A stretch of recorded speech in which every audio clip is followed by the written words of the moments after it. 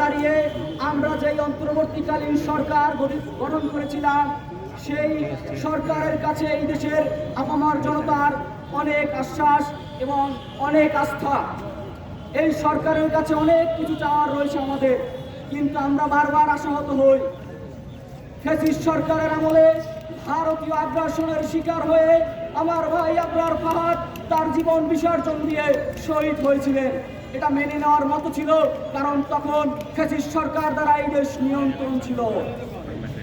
আজকে এই 24-এর স্বাধীনতার পরে, স্বাধীনতার প্রায় 3 মাস পরে আমার ভাই সাইফুল ইসলাম আলিম কেন ভারতীয় আগ্রাসনের শিকার হয়ে তার জীবন দিবে?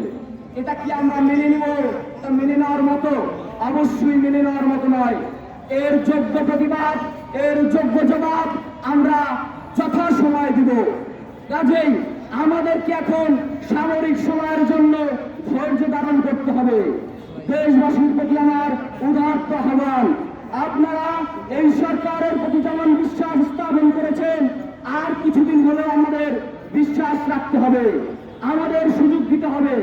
এই সরকার বলেছিল, ইউনূস সরকার বলেছিল আমাদের যদি আমাদের কোনো ভুল হয়ে থাকে ছাত্র জনতা আমাদেরকে চিঠি দেন, আমাদেরকে বলেন, আমরা আমাদের ভুল সংশোধন করব।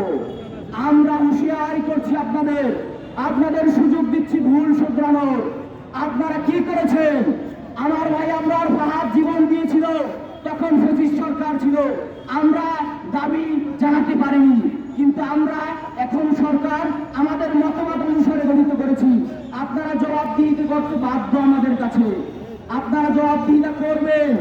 আমার ভাই সাইফুল ইসলাম আলিম কেন হত্যা হয়েছে? কেন তাকে হত্যা করা হয়েছে? ভারতীয় আগ্রাসন বাংলাদেশের জনগণ মেনে নিবে না। 16 বছর ভারতীয় আগ্রাসনের শিকার হয়ে আমাদেরকে বোমা হয়ে বাঁচতে হয়েছে। আমরা বোমা নয়, আমরা কথা বলতে পারি। আমরা দেশের মানুষের সাথে যুদ্ধ করতে চাই না। প্রয়োজনে ভারতের সাথে যদি যুদ্ধ করার প্রয়োজন হয় আমরা যুদ্ধ করতে প্রস্তুত। আমাদের জীবনের মায়া